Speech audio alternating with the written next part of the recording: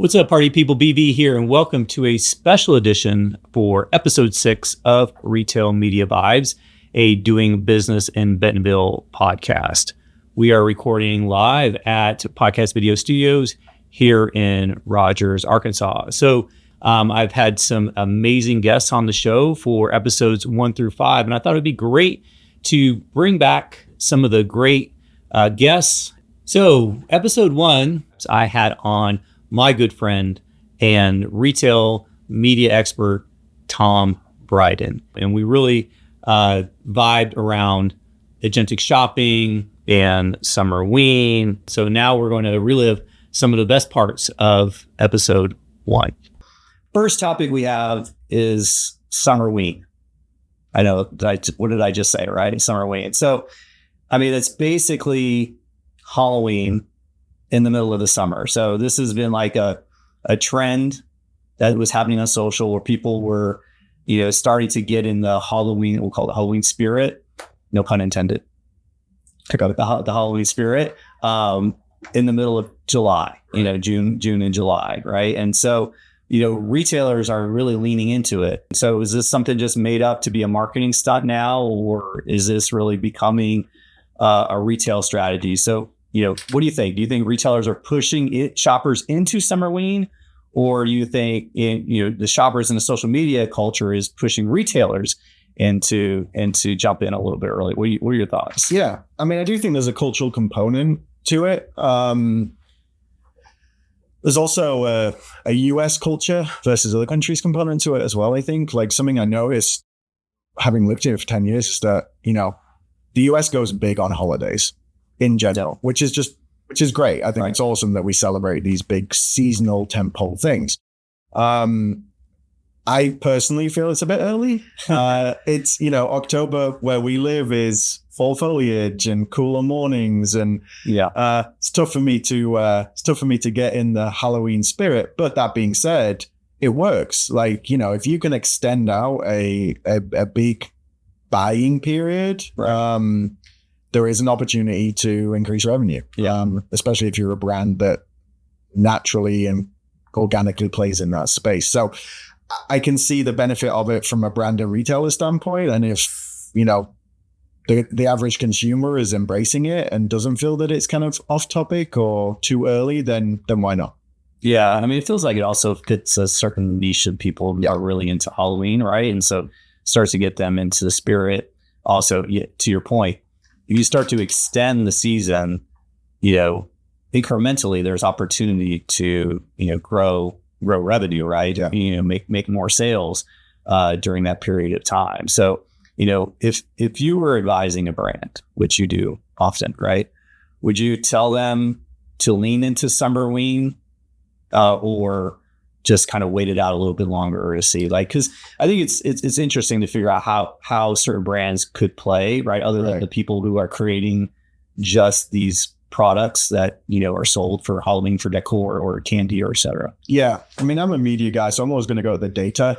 What's the data say? Yeah. It's not a sexy answer, but I think there is data that you could draw upon in terms of consumer trends and, social listening and things that you could do to inform that decision. It's probably too late now if you're for sure. But if that does become a trend next year and that's something that you want to plan for, and your brands, the key thing here is the brands that need to be thinking about it, they need to make sense in that space. Right. One of the worst decisions brands can make, in my opinion, is forcing themselves into a movement or a conversation where they just don't play. Yeah. And then it feels false and it feels unauthentic. Yeah. For retailers, absolutely. I took my little girl, she's 6, to Walmart the other day, and they had the pumpkins out and, the decor pumpkins, and she thought it was the best thing ever and wanted me to buy one. So it works. There's a real life example of how it works. Yeah, definitely. So you bought that pumpkin, you probably will buy more things the next time you go, right? Because every time you go with your kid, they're going to hit you up for the next thing. What are those stores that pop up on Halloween? Spirit Halloween. Yeah, Spirit Halloween. Yeah, so that's our house. That's basically okay. Well, so you're really leaning into Halloween as a family. Yeah, my wife loves Halloween. That's good. So we're going to talk about agentic shopping, right? So AI agents. I mean, I think overall that's just a huge topic. There are all kinds of agents that are being used or being planned to be used in retail. And honestly, it's probably too big for just this one podcast, right? So we're not going to go into all of them, but we're going to talk about agentic shopping specifically. That's the idea of AI finding and buying the stuff you want automatically with, minimal, intervention, right? Or practically zero intervention. And everybody is working on this, right? So you've got OpenAI, Perplexity, Google, Walmart, Amazon. Consumer behavior needs to change, right? And so there's an evolution. It doesn't usually happen just overnight. So trying to figure all that out. So, if shoppers right now I guess they're getting more used to using AI for discovery. Like, how do I find something? Hey, find me this, find me that, find me the other. What do you think really needs to happen for them to kind of take that next step and look at using AI or agents or some technology that buys things on their behalf? Yeah. I mean, Accenture's hugely into the AI space. So we have a lot of discussions around this, and not just what's available now, but where will it go in the next 6 months, 12 months? Right? As you know, this is such a rapidly evolving space, right?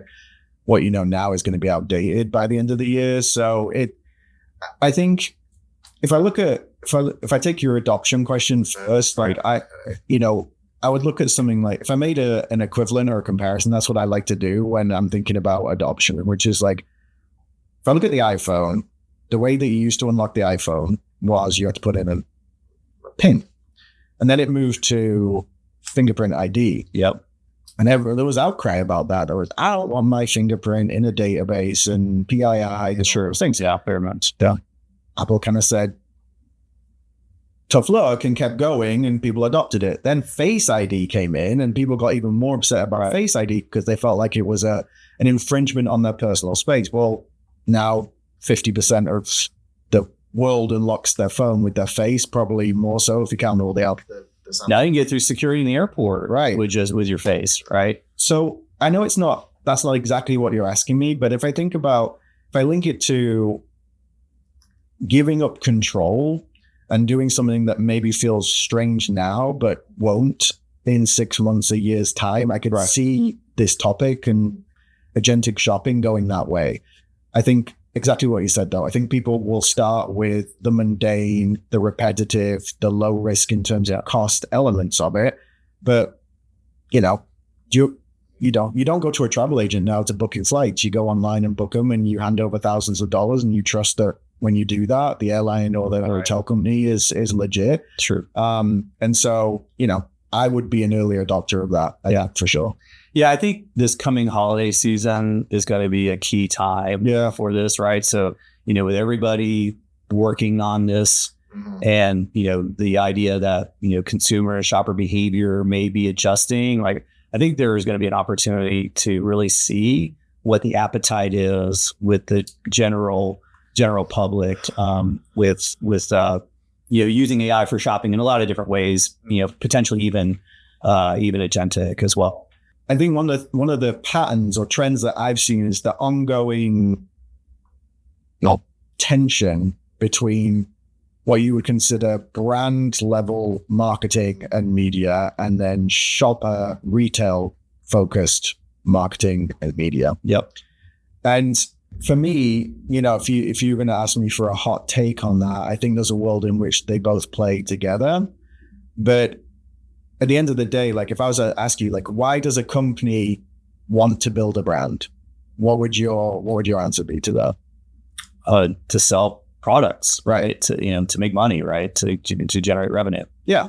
And the two primary ways you can do that are a D2C solution or a retail location. Yeah. So if your ultimate goal is to drive conversion and loyalty because you believe in the brand, loyalty is another topic we could spend probably that's hours talking about. But if that's your ultimate goal, is to drive conversion, why are more brands not focusing their brand building activities around highly scalable retail ecosystems? Walmart has 95% household penetration, right? Amazon is a behemoth of e-commerce opportunities, and Walmart is very quickly catching up on that, along with the Targets, the Krogers, et cetera, et cetera. So I was just interested in your take. You've worked on some huge brands. Like, have you seen a shift in terms of companies now being more willing to try and build a brand, leveraging the scale and first party data and the associated attribution of retail? Or do you still see it as we have brand level activity and we have shopper and there's this gray area in the middle? Okay, so for episode 2, I had on Brad Godwin. I like to call Brad Godwin Mr. Vibes himself. Brad is a good friend, and he's a very chill and really loves to connect with the emotional side and the humanity side of the work and the things that he does. So, it was great to have Brad on, and we had a chance to really talk about some of the growing pains that retail media is going through. How to, be courageous in the creative work that we do, and then really look at what the future potentially could be for retail media and marketing. So, with that, we're going to go ahead and hear some of the highlights from Brad's episode. To be able to engage with my family in a meaningful way too, which is just awesome. Yeah, it definitely brings the family together. And there's obviously that feeling of nostalgia is a very powerful feeling, and the ability to bring your family together around some of these, IP is super, super cool. For me, when my kids were young, it was Star Wars and Spider-Man. Let's do a couple of quick hits right out the gate, right? So this week, Taco Bell. All right, Taco Bell. Like, I know how much you love Taco Bell. Taco Bell is rethinking using AI in the drive-thru, and this was obviously related to some things that happened. What was your gut reaction when you heard that? Yeah. To me, it was like, duh, not a surprise. Yeah, I think I had two visceral reactions. One is, what in the world are they thinking? And two is, I know exactly what they're thinking. Taco Bell just wants to be talked about. Yeah. And they have been the leader in QSR for decades. Yep. And doing things that were crazy. They were looking for shock value. And I think that they've really reimagined that brand over the last decade into a one that Gen Z resonates with. Yeah. And so whether things work or don't work from a functional, quantitative, oh my gosh, this doesn't make any sense. I think some of it, I don't want to say it's a PR stunt necessarily, but I don't think they hate it. Right. It got picked up and talked about. Yeah. So, and I think, different companies are going to try AI in different ways, and sometimes it's going to work out and sometimes it doesn't. And to be fair, Taco Bell is not the only quick QSR that uses AI in the drive-thru, right? So it's just, there's rethinking it a little bit. Totally so. Another quick hit is, so the UK retailer, Tesco, they just launched a avocado tester, like handheld scanner that will scan your avocado and tell you how ripe it is. Is that just technology for technology's sake? Do you see that really something that I think more stores should adopt? Like, I mean, what are your thoughts? Yeah, I actually was having lunch with a merchant at Walmart yesterday, and we were talking about not just this specific topic of the avocado, but like, what are pain points for shoppers that might not come out like just in data? Right. And you have to kind of watch and start to talk. And, one of the things I think for me, I love making homemade guacamole. Yeah. There's nothing worse than getting avocados and cutting into them and being like, these are garbage. And so I think that's really meeting a need. I don't think it's tech for tech's sake. I think it's going, hey, there's a human problem of, I can't see inside this thing. And I think, like, you have in this world where retail media experts are not necessarily all going to be falling from the trees, you've got to figure out a way to do a ground up approach as well, almost an apprenticeship model, and have a structured training type of development plan, like help people understand in all of the different aspects, right? That go into today's retail media, retail marketer, omni-channel, shopper market, whatever you want to call it, because it has like 52 names. But I do think it's that development and that structure has to be there. Otherwise, nobody has time to just, come along with me to this meeting and you'll figure it out as we go, right? Yeah. And it's interesting, the word expert that gets thrown around a lot. Yeah. Like, you'll read a job description and it's like, we need 15 years experience. Like, if you go into any other field, psychology. I have a lot of friends that are like in counseling or therapists, law. Yeah. Experts is like decades. Yeah. This hasn't even really been around for decades. No. This is a relatively new discipline. And so I do think that the ongoing curiosity of individuals, like I think this is great to have the conversation for companies, but if you're a listener and you're going, hey, I'm sitting here in Northwest Arkansas and I'm a national account manager, I'm in sales, or I'm a merchant at Walmart or at Sam's Club or, whatever, to be able to say there's a curiosity of ongoing learning. And I think what you're speaking to with those Walmart Connect certifications and the online training portal, I mean, that's best in class, right? Because you can come on and start with basic and get to, I would say, relatively complex. And that's up to you, right? They put that in the hands of the user. And so if that's something you're sitting here going, oh, this is really interesting. And maybe, I think 5 years ago, it was a nice to have. It wasn't a mandatory depending on your role. I think now in 2025 and as we go into 2026, everyone in the organization needs to have some knowledge, at least at a theoretical level, on how is this, how does it work, and what is the impact? And how is it different? Right. Totally. And I think that's the part that gets missed quite often is like, how is this different?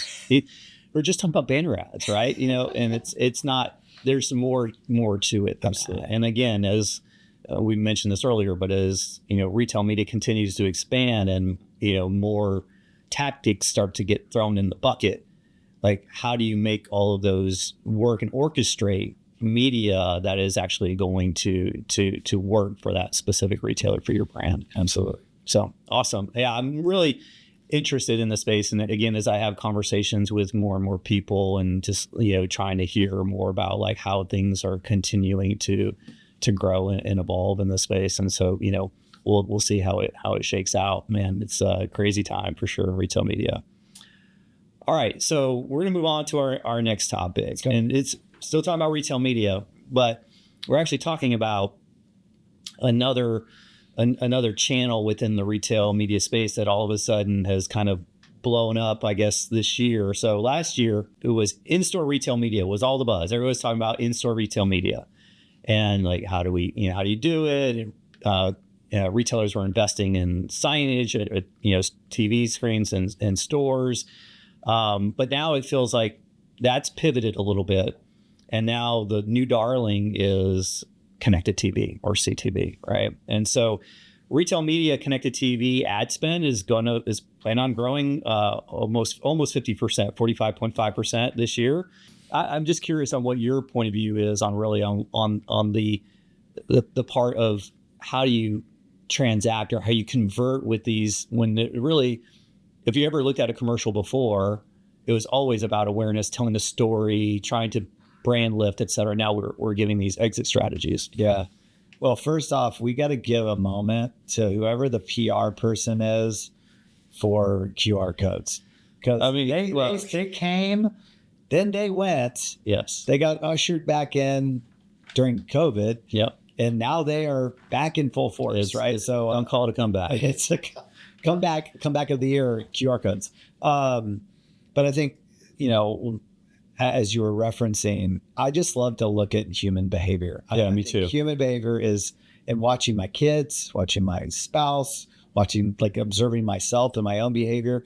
And then this is a confession, real world confession here of like most of the time when there is something on the TV, I am primarily looking at my phone first. Yep. And so I think that could be really interesting as a 2.0 of connected TV of will they ever be able to tell that, hey, I'm watching this screen. I also I'm in this household and I'm on this device. Is there a way to marry those? Could be simultaneously maybe a little freaky for some, but like I think the capability can be there to achieve that. But I do think it's one of those. Now it's not every commercial is shoppable, but I do think it's going to get to a place where everyone starts to do it. Right. Go like, at what point is that content that compelling? Right. That you're going to stop everything. That I'm going to stop everything else I'm doing to scan that to now. I think if it's like, let's say there's a promotion. Yeah, absolutely. Promotion. Like I can save $1 off. I think promotion, that could be a huge unlock. I think sweepstakes, like, hey, enter to win. Oh, I want this. Oh, I can enter to win a trip to Hawaii from, Sunmade. Yeah, a brand. The incentive has to overcome the friction. Put a display in a store that says you can win $1 million. I guarantee you're going to get a lot of entries, right? I mean, it's just because that's, that equation, that value equation for time versus effort leans towards I'll put in the effort. Absolutely. Right? Yeah, I think, I do think like connected TV, like anything to your point, it depends on what you're trying to achieve and what you're trying to do. You're trying to get eyeballs, you're trying to get attention, your audience is on that specific, programming. You may be an underdeveloped brand or new product and you're trying to bring it to market and you got to do education. Like I think there is definitely a lot of opportunity.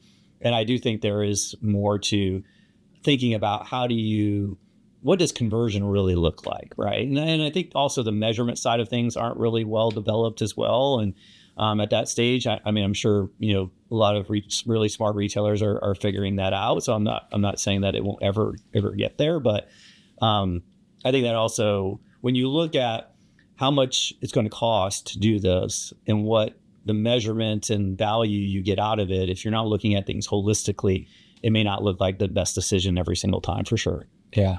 All right. So for episode 3, I had on my good friend, Cassie Murray. Cassie, I've known for a long time. She's worked with a lot of brands and she's always had a great sense around, measurement and, what really matters when trying to determine if a campaign is successful, if retail media is successful. So we really focused a lot of the conversation around marketplaces and measurement.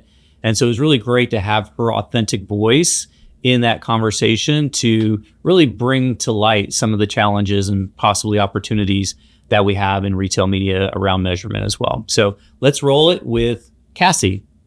Create a more competitive space. I mean, we know shoppers are already doing it on their phones, like when they're in stores. It's not uncommon for somebody to price check larger items, but if it's something you need shipped and maybe, I don't know, toilet paper or something like not that an instant need or like that you're just looking at and like maybe Amazon has it cheaper. And depending on, their systems, because, they're such a closed loop system with all of their media, could they know that you're about to purchase and, suggest that you price check while you're out shopping? Like, will it get to that point? I don't know. I like Amazon, knowing Amazon, they're probably monitoring your location. They may know what store you're in, right? And so they're using that data as you're using that live search to inform their systems in order to, for whatever reason, right? And, make a better product selection, hit you with ads, whatever they might do that for. Oh, I think we'll see it. Like I said, in the advertising and maybe even potentially in social, they integrate and listen. So like, when people are buying those media, those audiences, be like, oh, somebody that has been scanning a lot of this aesthetic type item. And so they know that they could target those people. Right. I always tell people when people, they go on the government rants about, oh, the government's tracking me. I'm like, it is not. I mean, they are maybe, but it's me. It's people like me. It's marketers. Yeah, exactly. We are tracking you guys on a scary, scary level sometimes. Feel a little bad about that. I do sometimes. Just sometimes. All right. Let's move on to our next quick hit. So Walmart Walmart has talked a lot about retailtainment over the years, right? And that was one of the areas that you said you've enjoyed quite a bit. So Walmart is taking the idea from a TikTok FYP or For You page and bringing it to life through a road tour, right? So they're going to have semi trucks that are traveling around to different events in different locations, not just Walmart parking lots, but other locations. And so a lot of these are centered around Gen Z interests. There's K-pop, retro gaming, there's a rodeo truck, there's a nature truck, and there's even one for like workout, post-workout, and self-care. So it's really trying to bring, what people interact with on screens and trying to bring it into real life. So you've got this transition of social media to the physical environment. And so, do you feel like retailtainment and things like this and what Walmart is doing with FYP, do you feel like it really makes a difference? Is it really bring shoppers to retail? Does it really build brands? Like, what are your thoughts around an activity like this. And I think that's important also, is like especially when we kind of hit on measurement later on in this section, like it's brand building, but they are hard to generate a profitable return because of the expense that goes into creating the assets, the fuel, the travel time, just the people, all the different certifications and insurances that you have to do. So brand building, but you need to look at it from what it is and not necessarily from just a straight ROAS perspective. There is going to be a more long tail opportunity on those than an immediate, we just saw a 7% lift at store XYZ, because we had the truck there. Hopefully that is not the expectation, and they will appreciate it for what it is. Yeah. Cool. All right. So the last quick hit we have McDonald's, right? Not typically a retail media, but yes, bear with me for a second. I'm not going to rant, I promise. But McDonald's just recently brought back extra value meals. I think I remember when McDonald's started extra value meals. I think at that time, extra value meals were maybe like $2.99. Right. Extra value meals are $8. And so it's not really a value. Yeah. Do you think like other QSR restaurants are also going to amplify their value menu, so to speak? Is there are questions of whether or not what's happening with the economy and economic headwinds, as I like to say, economic headwinds. But like when the financial and economic times get a little bit tough, brands start to talk more about value, right? So they can kind of maintain a price point that's reasonable, but you're getting more for your money. So value is obviously a key term. Do you think this will start a trend of price wars of value meals across the QSR landscape? I sure hope so. Because even I know Sonic has started with a little $2 to $3 subset menu in the app, and Taco Bell has theirs. And I've started noticing, because I get the Sonic push notifications, that they've been pushing a lot more, it feels like, lately than they have historically. But yeah, all of us are going to be facing the same problem that QSR is. It's going to become a share of dollar conversation. Right. And so you have to establish the value. QSR is therefore of convenience, and convenience is key right now. So they'll probably do fine. But yeah, I hope they do. I want to see some good social media wars with Burger King talking, smack to Wendy's, talking smack up McDonald's about their, value meal, and it's not actually a value. Yeah, for sure. It's always good entertainment. Yeah, we'll see how that goes. And get your Big Mac meal for $8 and your sausage McMuffin with egg meal for $5. I'm gonna do a Happy Meal, I guess, and so I get a toy with it. At least I'll feel better about it. That could be a whole other topic for another day. Those promotions and incentives. All right. So that was the quick hits. So now let's get into our bigger, meatier, I guess, topics. We just talked about hamburgers, so I guess that's a good. It is great. Good transition, right? All right. So our first topic, we're going to talk about measurement in retail and what really matters. And we could probably do a whole podcast just on this, because I think it's such a hot topic in retail, right? And so whenever the conversation in retail comes up, there's just this groan around measurement, right? It's like, well, we can measure this, we can't measure that. The numbers that I see don't reflect my sales. Every retailer has their own measurement criteria. KPIs aren't the same. Clear North Star that everybody really wants to see is, did my marketing or did my media actually drive incremental sales, not just capture people who would have bought already? But it's hard to measure, right? How do we measure to make sure that our media or marketing activities are actually driving the bottom line? Yeah. And to your point, there is 80% of grocery shopping, or 70 to 80% still happens in store. Right. So that is a huge component of this, especially with your Walmarts, your Costco's, your Sam's, your Kroger's, all of those, because they are brick and mortars first and foremost. And, but they need to be able to engage that person in a digital experience. Even if the shopper isn't necessarily a digital shopper in that ecosystem, right, you're still trying to impact that in-store shopping behavior. And can we get rid of ROAS? ROAS is the best metric. I don't know how many conversations I've had over the years, and ROAS used to be I mean, we didn't have much more. Like, we would look at ROAS goals. You know, it was better than click-through rate and impressions, but it still doesn't tell. It just tracks the number of sales that happened during the period that your media ran. And in that space, like, it's incomplete. And even on the incremental side of it, understanding that incremental value can be very difficult. I will say, I don't think there's a one end-all be-all solution. I have been fortunate to be able to partner with a lot of different data, you know, the IRIs, the ANSAs, the Nielsen's,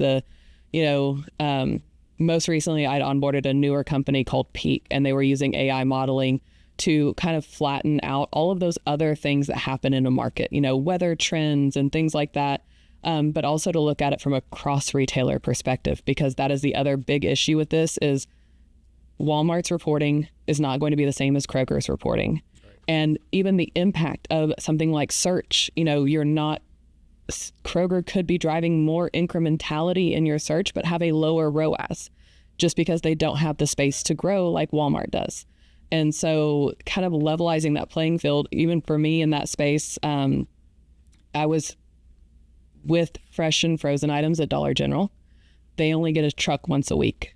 So if you run through the product, and they also have very limited shelf space for that product. So you might get 4 items on a shelf at a time. But if you're running promotions and things like that, well, once you run through that inventory, like, there's not a much opportunity for incrementality. And I mean, and then communicating that with sales and with your leadership, you know, because that's always coming back to that. If your KPI was new to brand shoppers, okay, great. We may not see as much incremental lift as we would have on a traditional program because we were solely focused on new to brand shoppers. So that new to brand percent is really what's going to matter to us more than the total IROAS. Yeah. And I think we get confused sometimes on the difference between a campaign objective and a media objective. Yes. The media objective should support the campaign objective, but they aren't one and the same 99% of the time. Well, and usually there's multiple tactics. Oh, yeah. Yeah. I mean, so to hold them all to that same, and then as long as it's funneling up and just reminding yourself that what the goal was. Well, and being on the agency side. So as I've been, you've been on the brand side, Cassie, so you understand where I'm coming from on this one. But there's a lot of pressure when an agency is looking at the numbers. And to your point about why did the click-through rate change, even though that may not be necessarily the focus of the campaign, right? But it in the meeting, right, in the report that we have to send over to a brand and say, hey, something changed, and everybody wants to optimize everything, right? Because we're in this performance media mindset across the entire ecosystem, right?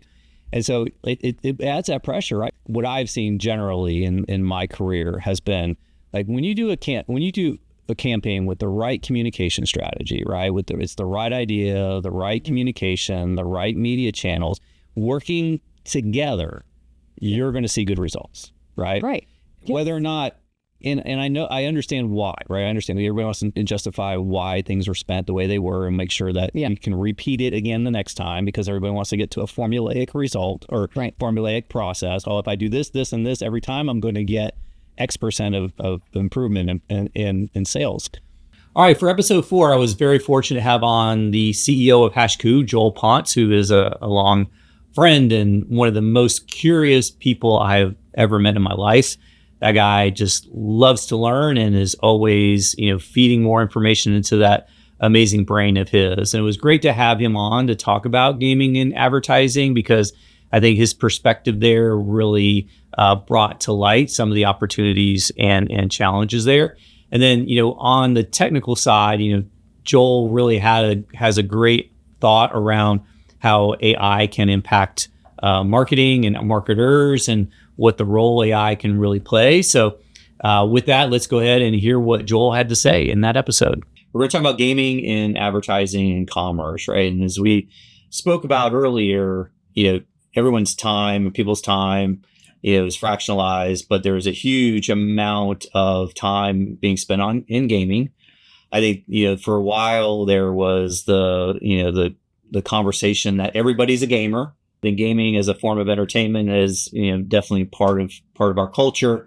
There's the conversation about like, I'd like to play in gaming, but I'm afraid. I think brands a lot of times are afraid to get into gaming. They're afraid, like, if I put my ad in a game and it interferes somehow with their game, I'm going to get so much backlash on social, and people will never see my brand ever again, right? Because they'll shut me down or something. But so, like, from your perspective, like, I think I've got to believe that there are some ways that you want to approach it. I think there's been some ways that some brands have approached it and have done it well. Yep. I would love to hear from you. Like, where do you see the current state of the industry, and kind of like how did it kind of get to where it is today, and where can brands play that are where can brands play that really help them reach those gamers? Yeah, it's a fascinating topic. Gaming as a category has about as much time spent really across generations, but certainly with Gen Z, millennials, and Gen Alpha, a little bit less so with Gen X, but growing. Time spent is comparable to social. And many advertisers I talk to say, Joel, this has been on our radar for years as a place people are spending time, but we haven't done it for one of a few reasons. One is we don't know where to start. There's a whole lot of things out there. We're not sure where to begin. Two, we're not sure how to do this in a brand safe way, or in a way, to your point, that is authentic both to us and for them. Yeah, that's really important. The other one is also, is this right for us, meaning right for our audience? There's a lot of defaulting to it's kids, right? Or sometimes it's kids are doing it as a basement. And there's a lot more than that. So to your point, gamer itself has an interesting moniker and stigma behind it. So what we find is whenever you ask a room full of people, do you consider yourself a gamer? It's like 20 to 30% of the room, if that. Right. But then you ask them, oh, do you play any mobile games? Candy Crush, Words with Friends, Wordle. Way more hands go up. For sure. Or even people that are playing Stardew Valley or Animal Crossing. Like, that's cozy gaming. That's a category of gaming. Cozy gaming. It's a real thing. Really? That's interesting. So part of it is understanding what's happening across the board. It is a form of entertainment, a way that people sometimes disconnect. And it's understanding all of that and then giving them the right place to start. So we think of it as this crawl, walk, run approach. And it also depends on, again, who is the audience. So if you are trying to reach Gen Alpha coming up, but certainly Gen Z, a platform like Roblox and Fortnite makes a lot of sense. But then what is the outcome? What are you trying to do? Right. They're fantastic at driving brand awareness right now. Right. They're developing certain capabilities that will enable commerce opportunities, but I would say that is not their bread and butter to date. But, for example, Roblox now has immersive commerce capabilities that they've started to roll out. It's in its infancy, but you're starting to see really interesting opportunities where I went and bought something on Walmart Discovered within the game. Yeah. And I got something shipped to my house, but I also got a digital twin as a gift with purchase. I really like that. And I think, Artifact with Nike did the same thing, correct? Like, you bought the shoe and you got the NFT, right? Yes. And I don't think it was for every pair sold, but that was one of the... It was really the reverse. You got the digital item and then they would ship you the other one. So they took it as pre-orders, which was a good way to limit how many they had to produce. Sure. And it also created limited quantities of these. So then there isn't an infinite number or an undefined number of these. We can look at the soul inside and tell you exactly how many of these were made. Yeah. Yeah. Well, that just is a whole nother issue, not necessarily where we were headed, but it just came to me, that whole idea of the digital item and the physical item being purchased at the same time. And the digital item itself is fascinating. Like, I think people are still trying to wrap their head around this, but to give you some context, Parsons School of Design did a study with Roblox where out of the Gen Z participants in the study, 56% of them actually stated that their virtual closet was worth as much, if not more to them than their real life closet. Right. Yeah. And at first, at surface level, you're like, that's insane. But then you think about it, you're like, well, actually, more people are probably seeing their virtual items on their avatar than might actually see them in real life in some cases. So it's an element of bragging rights, especially when it's a limited item, when they had to have been there to have gotten that. Yeah. So we see a lot of opportunities, frankly, across generations. One thing people don't think about actually is baby boomers is one of the fastest growing segments in mobile gaming specifically. First of all, the technology that goes into the cart itself to be able to weigh your food and weigh your produce and all that stuff and add it directly to your shopping experience and shopping cart is absolutely brilliant, right? And so, but on the other hand, like, trying to deploy that, a large number of caper carts, I've got to imagine there is a pretty expensive experience. So, I like your point of view on, do you think a cart like that, does it really add to the experience, or is everybody just good with their mobile phone and the wire shopping cart that they're already used to? What are your thoughts? I think it's fun. I've never done it myself. The idea of it sounds interesting, and there's definitely moments that I could see that actually being helpful. Right. Like there's times that I want to know where a certain item is in the store, right, and have to go find somebody in the store to tell me. And sometimes they're right and sometimes they're not. So the fact that it would be aware of what aisle I'm in, and maybe I can even somehow tell what my shopping list is, like things like that I get excited about. I think they're interesting. I think a lot of value will go to the retailer, of course. I think early tests that they're showing are people are spending more. There's more loyalty. And I mean, I went to, Fresh Market yesterday, and I saw they had an offer of like buy 2 chocolate bars and you get a better deal than 1. That's not even with a caper card. I bought 2 chocolate bars. Well, what if I was in any given aisle, and because it knows what I'm putting in the cart, it gives me relevant offers that I may not have been aware of. I could see that being value to the shopper, but also driving higher carded value. So it's going to be incredibly expensive to do. I don't know the economics behind it, but maybe through monetizing the ad inventory. Getting increased. They have ads. Yeah. Getting increased basket sizes, and maybe even more like people on a loyalty program. Maybe that actually equates to, maybe it's a wash, and that's enough for it to be a win. Right. Yeah. I just wonder, would you shop at a store specifically because it had we'll call it a smart cart. Yeah. Smart cart. Like a caper cart. Would you shop there over shopping somewhere like, a mass? Personally, I wouldn't. I wouldn't make a decision to go to a place because of that versus not. Yeah, it's so frustrating to me when I go to a different Home Depot or different Lowe's than I'm used to going to. Yeah. So having something to help with the wayfinding. And I know if you look it up on your phone, you can go through the app. It'll tell you what aisle things are. There's something interesting about it. Like it's just here and it's on the screen. I'm adding products to the cart. So I think it's helpful, but I think it would help my experience. I don't know if I would choose to go to the retailer for it. Right. Yeah. Especially if I eventually realize every time I go, I spend more than I want to. Well, if we can tie that previous topic into this topic, like, if you have that cart, right, and it knows where you are in the store, it could provide additional incentives. Or it could detect you're next to it and change the price on the shelf right before you're about to put it in your cart. Who knows? But I think it's like an in-store cookie. Yeah. Like it's following you around. It knows what you're doing.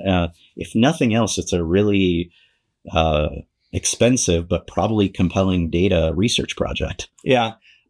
My feeling about where the opportunity would be for Caper Cart and Instacart specifically would be to, build all of that technology into your app, into your phone app, right? Of course, the sensor piece is going to be, the scales and stuff. That's not really going to be possible unless, I guess, maybe if you have LiDAR, maybe you can, right, from the bears, right? Maybe you can use LiDAR to figure out how much something weighs. Yeah, we'll see how, Caper Carts and other smart carts get adopted and what impact they have on shopping. So for episode 5, we had Claire on the show, and it was great to have Claire as kind of wrapping up those first 5 episodes. And she brought her unique wit and perspective to the podcast, where we tackled about hype culture. We tackled AI and marketing, aka work slop, and we made a few bold holiday predictions together. So it was really great to have Claire on the show.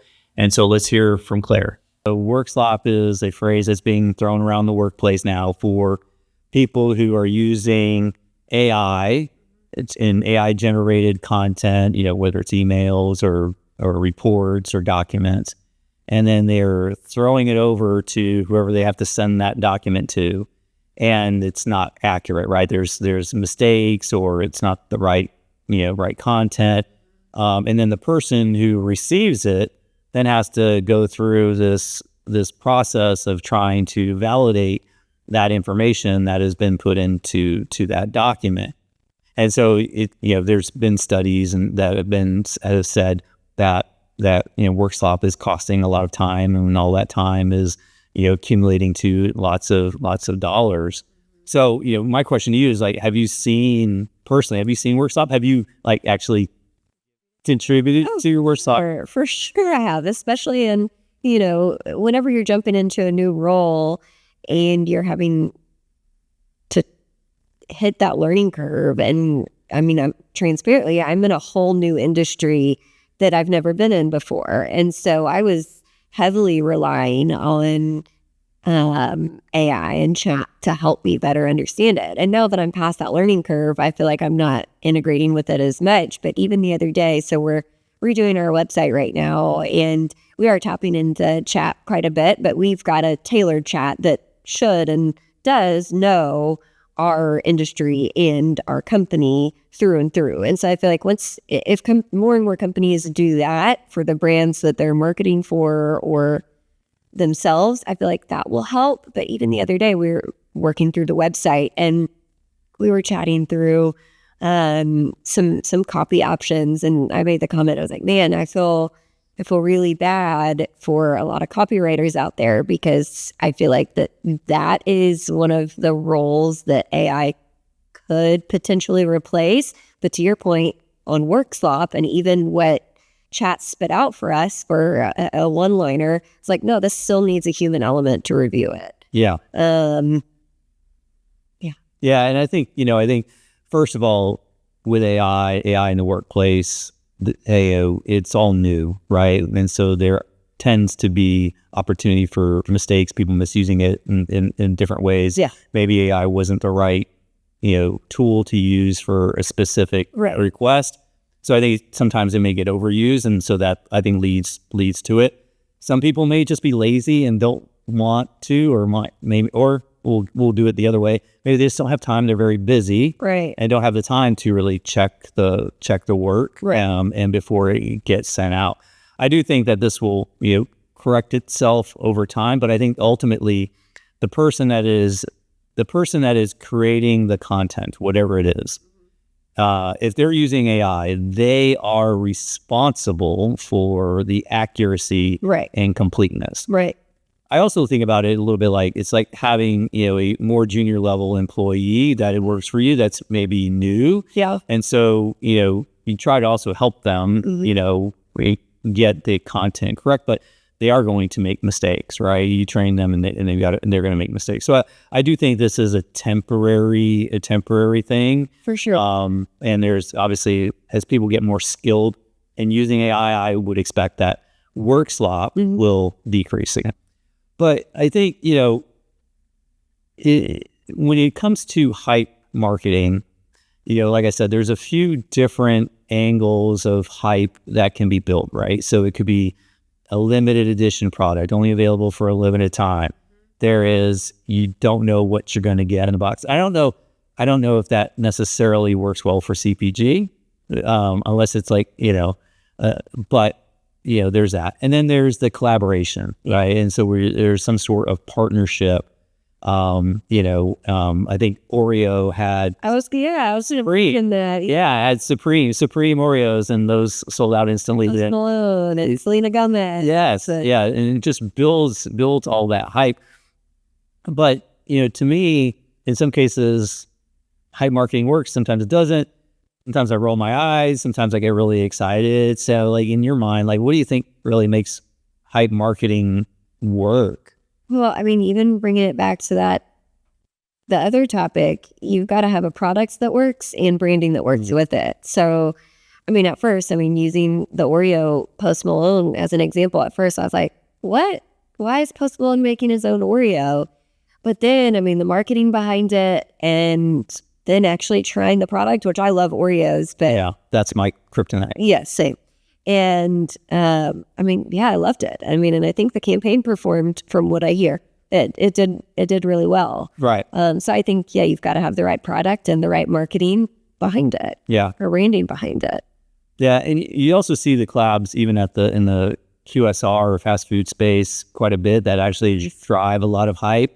So a few years back, Travis Scott had the Travis Scott meal. Oh yeah. And he was offering that through McDonald's and SpongeBob and Wendy's, right? Yeah, SpongeBob and Wendy's. In the sneaker and sneaker community, and I would say like there was one with a cactus plant flea market. Okay. And so all the high beasts around in the sneaker community and were all about buying up all these Happy Meals that had the toys in them. Have you ever bought like a Happy Meal or some sort of, To get the toy. just to get the toy? Oh yeah, for my girls for sure. I think the Squishmallow ones were a hit for the girls for sure. And yeah, they wanted all of those. I think I've even had to go and ask, hey, can I just buy the Squishmallow toy? And they let me.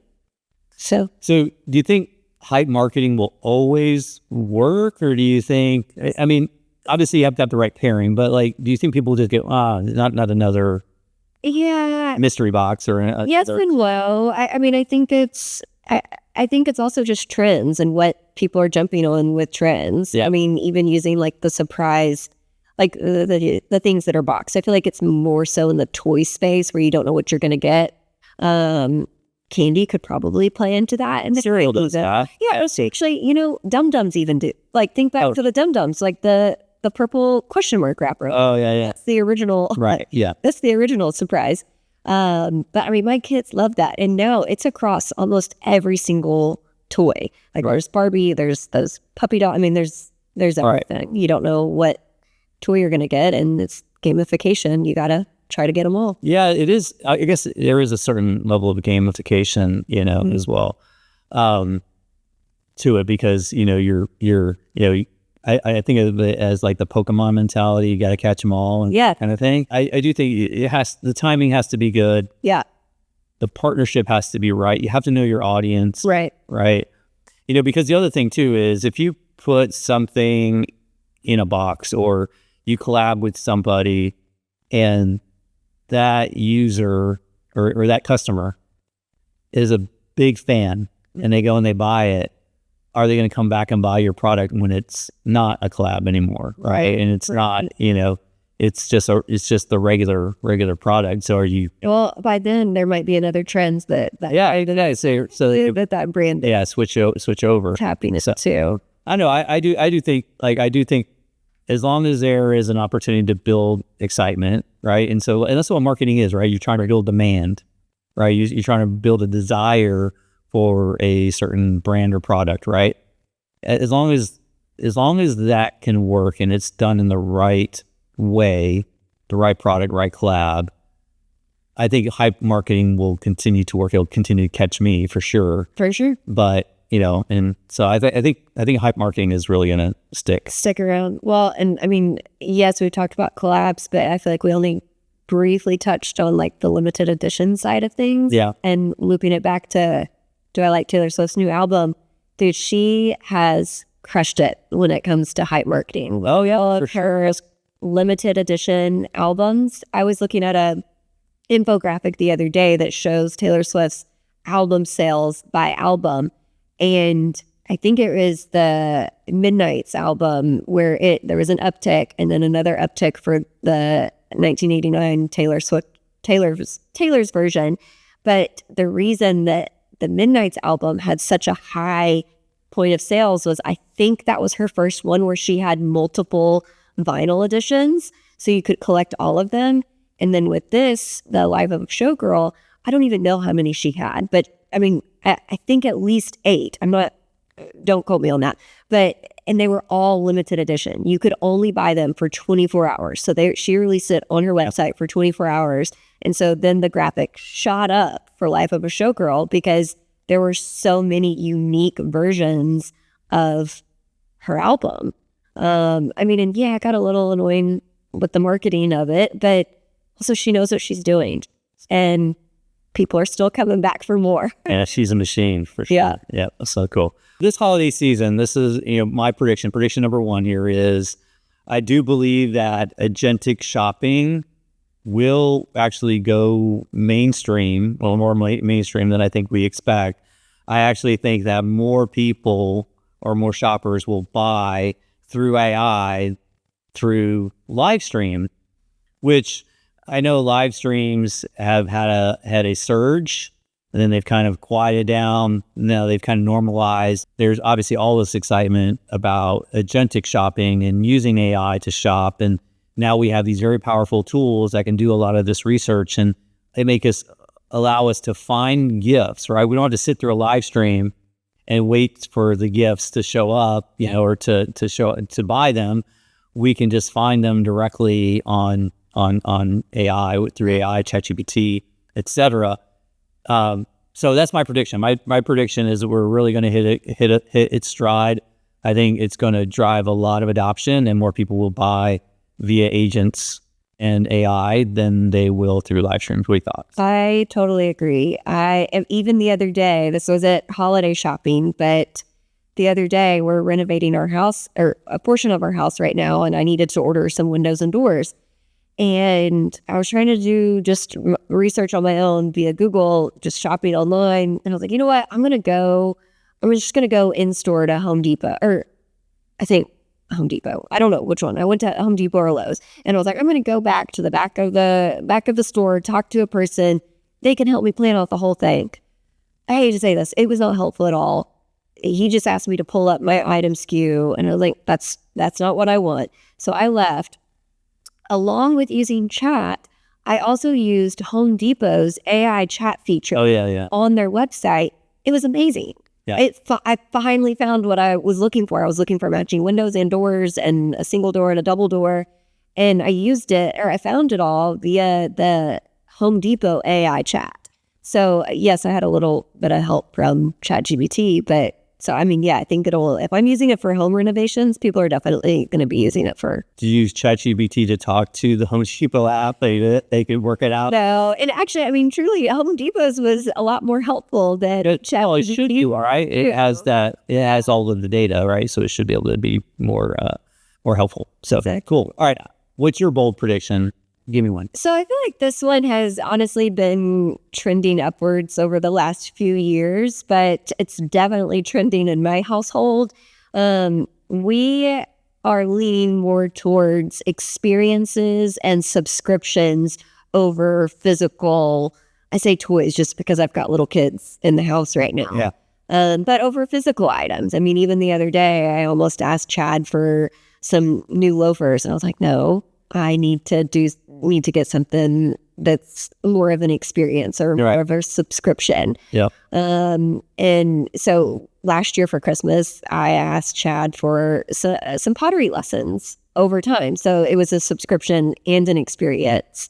And yeah, I think that's definitely, at least my household is going. Yeah, I think that's really interesting. I do think, kids like to get their, the PlayStation Network, subscription, as a, usually as a gift card and a lot of that stuff. But I think also, like, I subscribe to Calm. Okay. I subscribe to Blinkist. Some of these things that I personally pay for. It would be great if somebody, to be gifted, something like that. What are those storybooks? What are those, the storybooks where I gifted it to my dad, actually, but it's an email, and the gift recipient gets an email. You can choose how often to get it, but I think I set it up for once a week or once every other week. And they get a question. The recipient fills out the question, and then at the end of the subscription, it's all put into a book. So it's basically your family member's story put into a book, and it's bound and everything. So there's a little bit of a physical element to it. So it's to put a finer point on your prediction, are you saying that more subscriptions and, let's say digital, just and experiences, subscriptions and experiences are going to increase significantly this holiday season? All right, well, that's a wrap on this episode of Retail Media Vibes, this special recap edition of episodes 1 through 5. I want to say a special thank you to my guests, Tom Bryden, Brad Godwin, Cassie Murray, Joel Ponce, and Claire Reed. So thanks for listening along, and stay with us on our journey for Retail Media Vibes. And I hope to see you very soon in another episode. If you have any feedback for the show, please send that to retailmediavibes@gmail.com. And as always, I promise to do better next time. BV out.